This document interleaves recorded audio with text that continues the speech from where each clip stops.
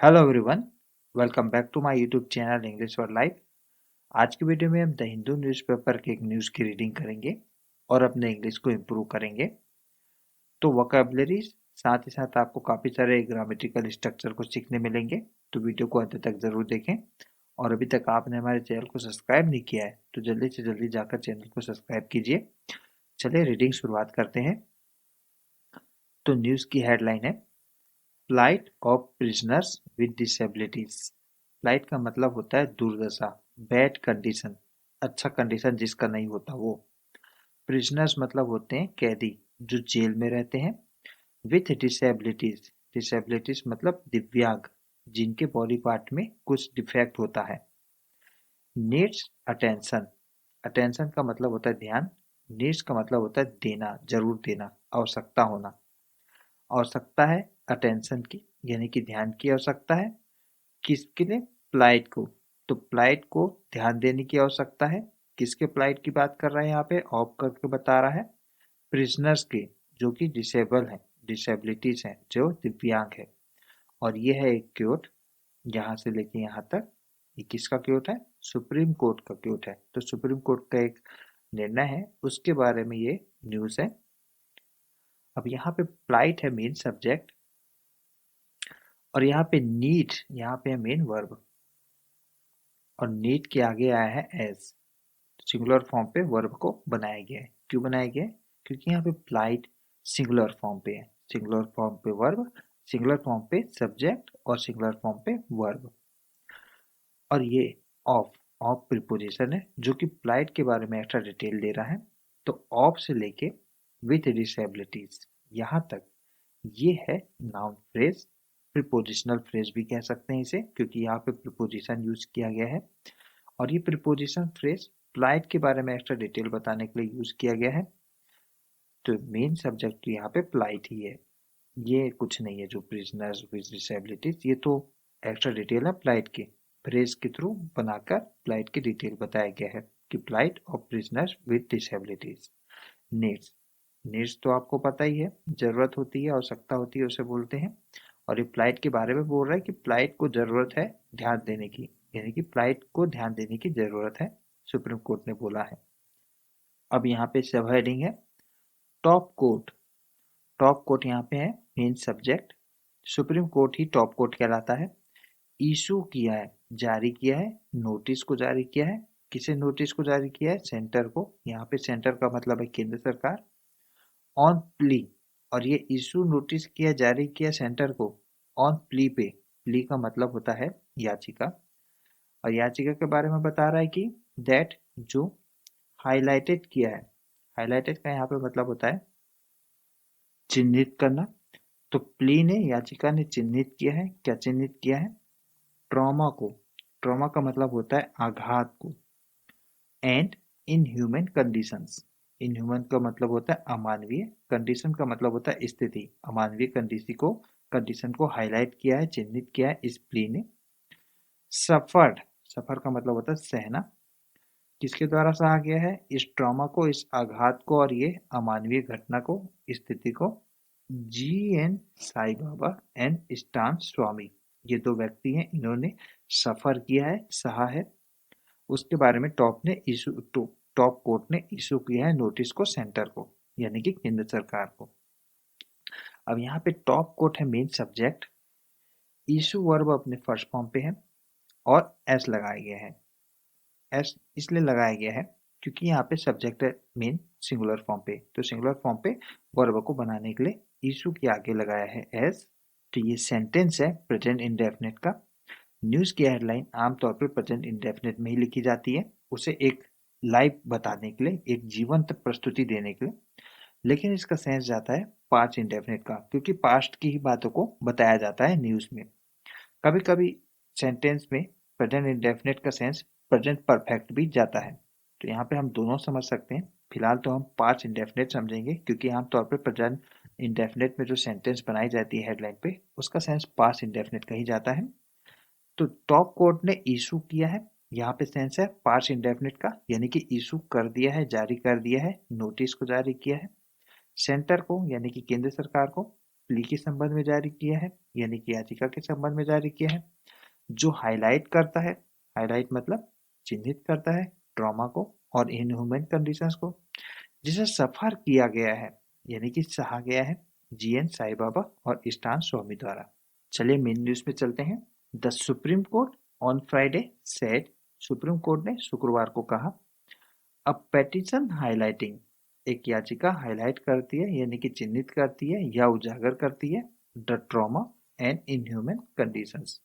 Trauma मतलब होता है आघात, इनह्यूमन का मतलब होता है अमानवीय, कंडीशन अमानवीय स्थिति, suffered by professor GN Sai Baba and elderly Stan Swamy, जिसे सफर किया गया है, सफर का मतलब होता है सहना, जिसे सहन किया गया है प्रोफेसर जीएन साई बाबा द्वारा या और एंड एल्डरली स्टान स्वामी द्वारा, रेज्ड अ सीरियस इशू, इसे रेज किया है, किसने रेज किया है, मतलब उस पेटिशन ने जो कि हाईलाइट करता है ये कंडीशंस को, उसने रेज किया है। रेज का यहाँ पे मतलब है उजागर किया है, अ सीरियस इशू को, सीरियस मतलब गंभीर, इशू मतलब होता है मुद्दा, तो एक गंभीर मुद्दों को उजागर किया है। अबाउट, अबाउट का मतलब होता है के बारे में, तो ये इशू किसके बारे में है, the lack of disable friendly accommodation and facilities in prisons across the country. Lack का मतलब होता है कमी, डिसेबल्ड फ्रेंडली, डिसेबल्ड मतलब होता है दिव्यांग संबंधी, फ्रेंडली मतलब होता है मित्रता, तो दिव्यांग संबंधी मित्रता संबंधी जो एकोमोडेशन है, एकोमोडेशन का मतलब होता है आवास, एंड फैसिलिटीज, फैसिलिटी का मतलब होता है सुविधा, इन प्रिजन, प्रिजन का मतलब होता है कैद खाना, अक्रॉस द कंट्री पूरे देश भर में, तो देश भर में दिव्यांग के फ्रेंडली, यानी कि दिव्यांग से जो फ्रेंडली हो, दिव्यांग के अनुकूल हो, उस अनुकूल के, उनके अनुकूल ना तो अकोमोडेशन है यानी कि आवास है, ना ही कोई सुविधा है कारावास में, वो भी पूरे देश भर में। यहाँ सुप्रीम कोर्ट है मेन सब्जेक्ट, सैड यूज किया गया, से का सेकंड फॉर्म सैड यूज किया गया, तो ये सेंटेंस है पास्ट इंडेफिनिट में, और ऑन प्रीपोजिशन का यूज करके बता रहा है फ्राइडे को, तो ऑन प्रीपोजिशन का यूज करके ही बताते हैं वीक के सातों दिन को, जैसे कि on Sunday, on Monday, on Wednesday and so on, तो ये सेंटेंस है पास्ट इंडेफिनिट का। और यहाँ पे हाईलाइट अपने पार्टिसिपल फॉर्म पे है, हाईलाइटिंग, जो कि एक्स्ट्रा डिटेल बता रहा है इस पेटिशन के बारे में, तो ये एज अ एग्जेक्टिव काम कर रहा है यहाँ पे हाईलाइटिंग। कहाँ से कहाँ तक बता रही है, यहाँ से ये यहाँ तक, हाईलाइटिंग ये यहाँ तक, ठीक है। और एक्स्ट्रा फिर से यहाँ पे पास्ट पार्टिसिपल भी यूज किया गया है, सफर, सफर का सफर, ठीक है, तो ये एक्स्ट्रा डिटेल बता रहा है इन कंडीशंस के बारे में। तो यहाँ पे दोनों पार्टिसिपल का यूज किया गया है, मतलब कि यह प्रेजेंट पार्टिसिपल का भी और ये पास्ट पार्टिसिपल का भी, और ये दोनों यूज किए गए as a adjective, extra detail बताने के लिए यूज किए गए हैं। और मेन सब्जेक्ट यहाँ पे देखिए, यहाँ पे जो सेड किया गया है, उसके बाद यहाँ पे जो पेटिशन है, ये है मेन सब्जेक्ट, ठीक है। इस सब्जेक्ट के बारे में मेन सुप्रीम कोर्ट ने कहा, ये पेटिशन ने रेज किया है, यहाँ पे है इस सब्जेक्ट का मेन वर्ब ये रेज, ठीक है, वो भी सेकंड फॉर्म पे, तो पेटिशन ने रेज किया है यानी कि उठाया है, आवाज उठाया है, एक हिसाब से सीरियस मुद्दे को उठाया है, यानी कि गंभीर मुद्दे को उठाया है। अ bench of justice Vikram Nath and Sandeep Mehta, एक बेंच है, किसकी बेंच है ये, जस्टिस विक्रमनाथ की और संदीप मेहता की, एग्रीड विथ, और ये दोनों एग्रीड है, एग्री वर्ब का सेकंड फॉर्म एग्रीड विथ, और एग्री के साथ विथ प्रीपोजिशन ही यूज किया जाता है, जैसे कि यहाँ पे यूज किया गया है। तो कोई ना कोई चीज से तो एग्री होता है ना व्यक्ति, तो किससे यूज करके बताया जाता है इसे, विथ से, एग्री विथ, ठीक है, सहमत होना।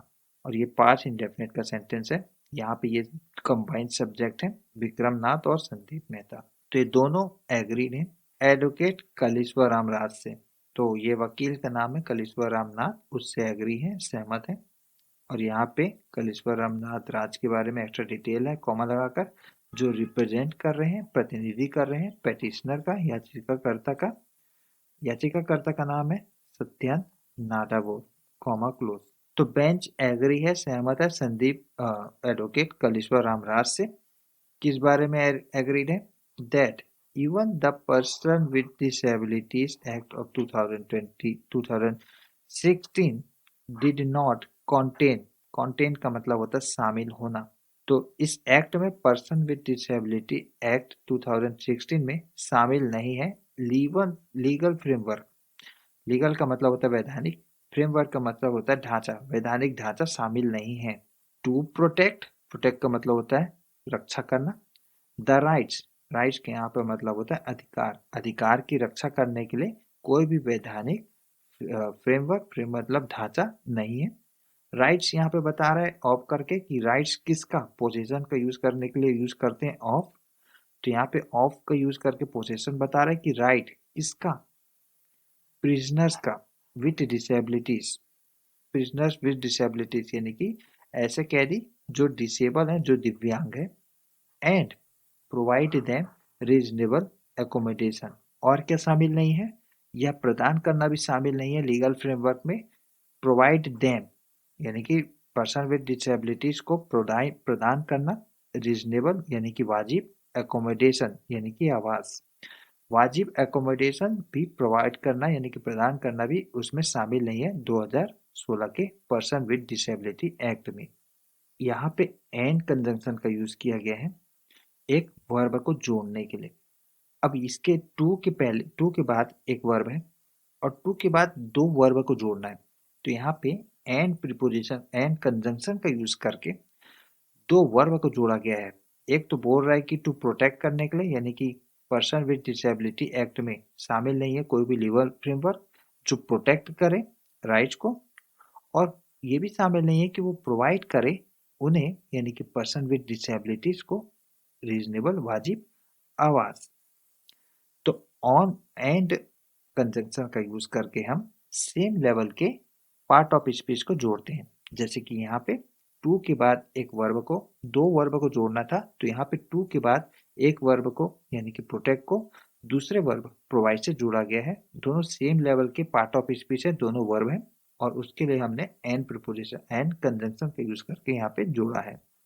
बोथ जज सेड, दोनों जजेस ने कहा। अब यहाँ पे सैड आया है और ये से वर्ब का सेकंड फॉर्म है, पास्ट इंडेफिनिट में सेंटेंस है। यहाँ पे बोथ जज कंबाइन है, यहाँ पे सब्जेक्ट। जब सब्जेक्ट की बातों को बोला जाता है वो भी पास्ट इंडेफिनिट में, तो यहाँ पे नरेशन के कुछ रूल्स को फॉलो किया जाता है। जैसे कि अगर जजेस यहाँ पे हैं, जैसे कि यहाँ पे कोई भी स्पीकर होगा, अगर वो अपने सेंटेंस को बोलते समय अगर वो पास्ट इंडेफिनिट में कोई सेंटेंस बोलेगा या प्रेजेंट परफेक्ट में कोई सेंटेंस बोलेगा, तो न्यूज़ में नरेशन के रूल के अकॉर्डिंग जब हम उसे इनडायरेक्ट स्पीच में बदलते हैं या लिखते हैं तो वो पास्ट परफेक्ट में बना के लिखा जाता है। जैसे कि आप देख सकते हैं बोथ जजेस ने कहा, क्या कहा। अब ये यहाँ से ना उनकी बातें हैं इनडायरेक्ट स्पीच में।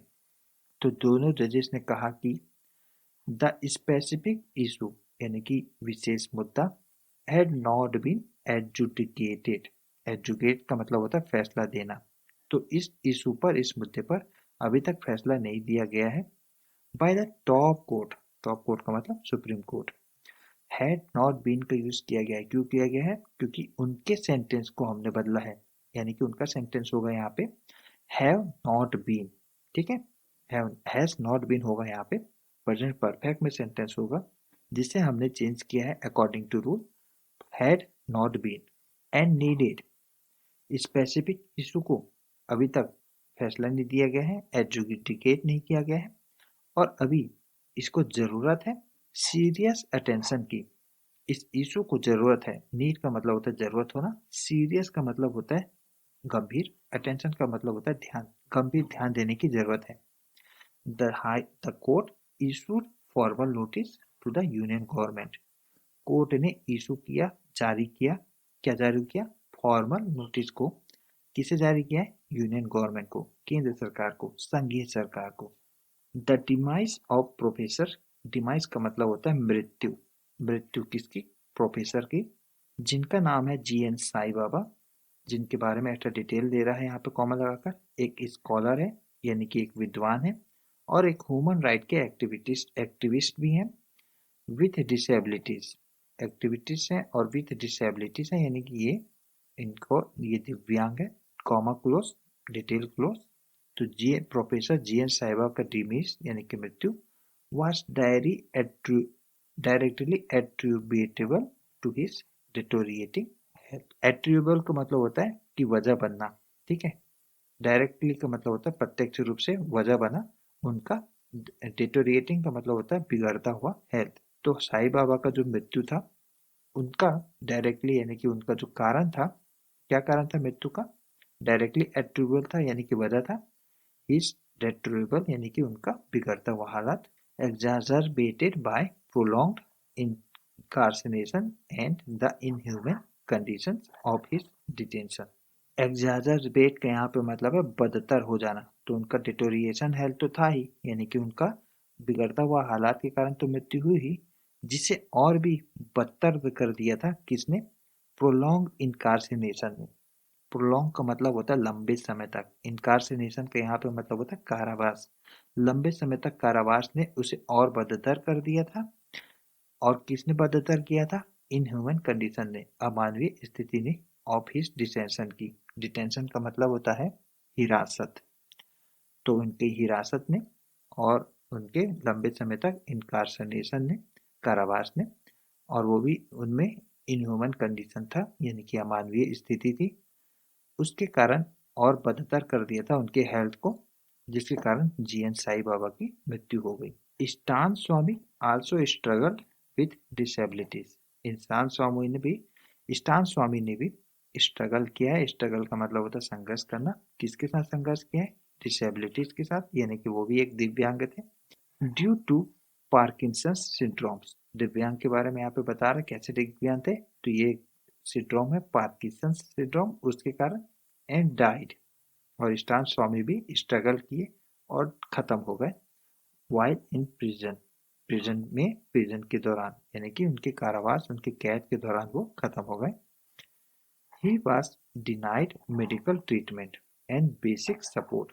उन्हें डिनाई का मतलब होता है किसी को नकार देना, उन्हें नकार दिया गया था, यानी कि स्टान स्वामी को नकार दिया गया था मेडिकल ट्रीटमेंट के लिए और बेसिक सपोर्ट के लिए, इसलिए उनकी मृत्यु हो गई, ऐसा कुछ बताने की कोशिश यहाँ पे की गई है।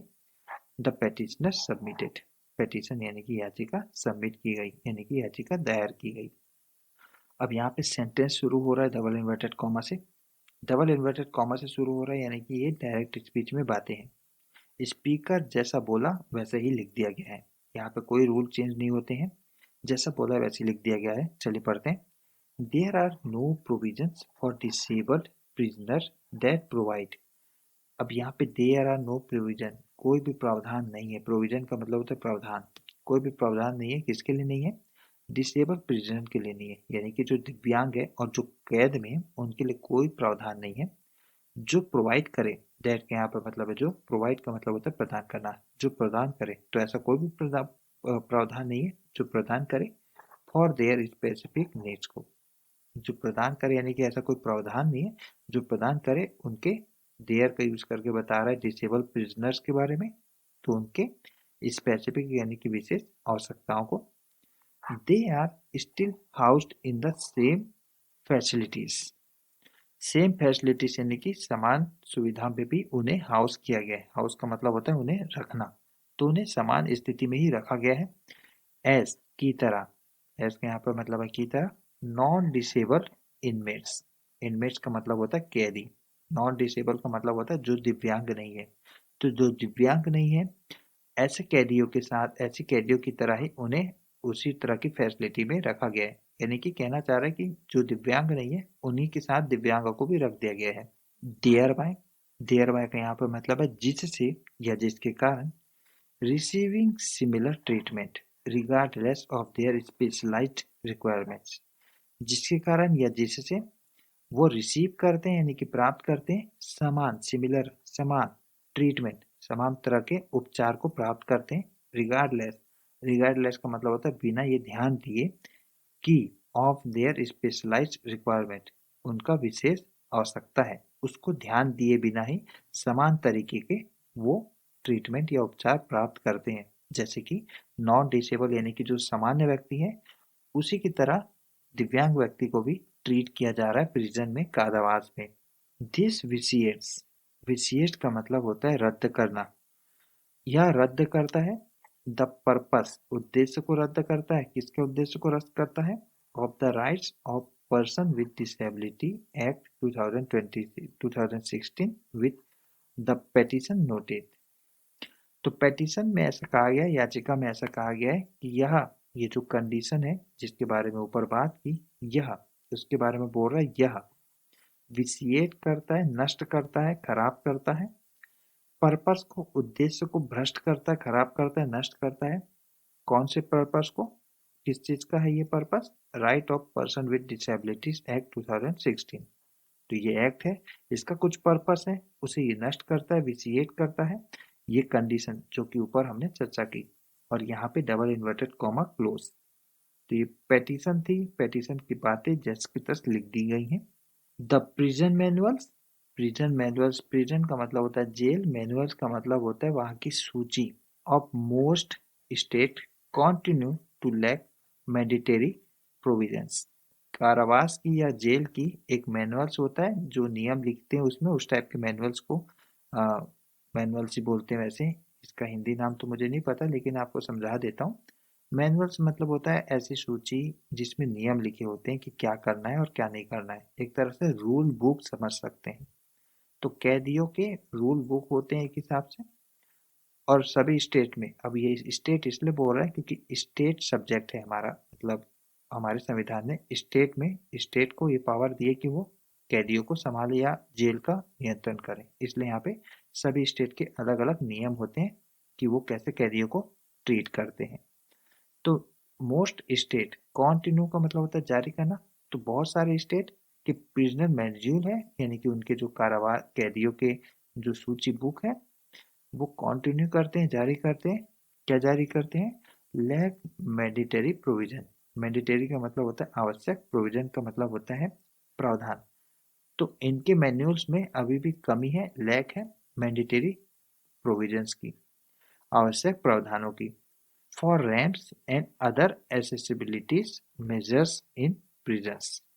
किस चीज का प्रोविजन की यहाँ पे बात की गई है? रैंप की बात की गई है। रैंप क्या होता है?